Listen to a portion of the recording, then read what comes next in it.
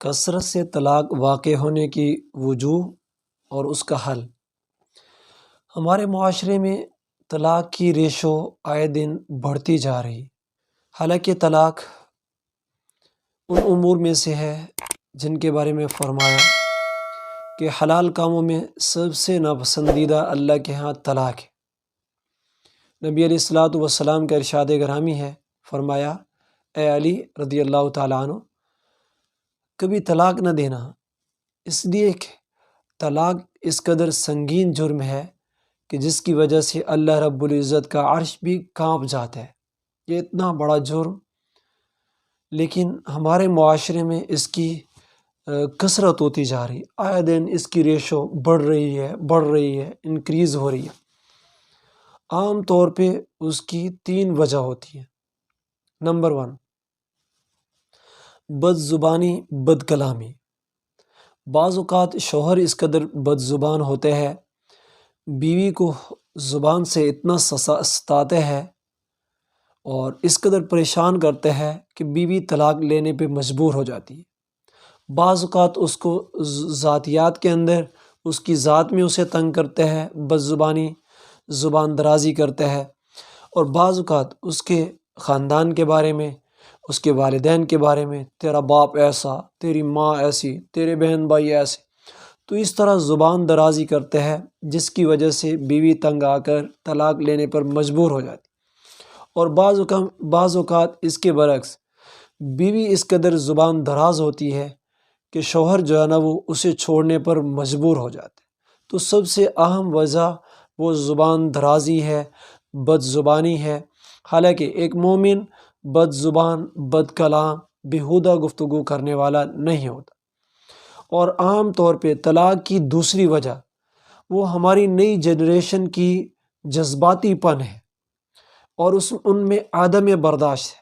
آج کل جتنی نئی نسل ہے، اکثر کے اندر برداشت کرنے کا مادہ ختم ہو رہا ہے۔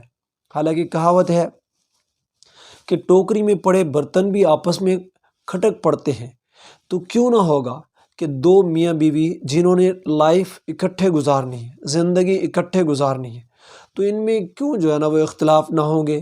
ہر طرح کی الجھنیں بھی آئیں گی، کبھی اس کا موڈ درست ہے تو کبھی دوسرے کا ناخوش ہے، کبھی اس کا ناخوش ہے تو اس کا خوش ہے۔ تو زندگی کی تلخیاں جب ان دونوں کے ساتھ ہیں تو کیوں کر ہوگا کہ ان کے درمیان اختلاف نہ ہو، ان کے درمیان جو ہے نا وہ جھگڑا نہ ہو۔ تو لہٰذا یہ سب پیدا ہوں گے، لیکن اس کا سولیوشن کیا ہے؟ بہترین حل اس کا برداشت کرنا ہے۔ ایک سے ہو جائے دوسرا برداشت کرے، دوسرے سے ہو جائے تو پہلا برداشت کرے۔ نبی علیہ الصلوۃ والسلام نے اپنی زندگی سے نمونے کے طور پر ایگزامپل چھوڑی ہے پوری امت کے لیے۔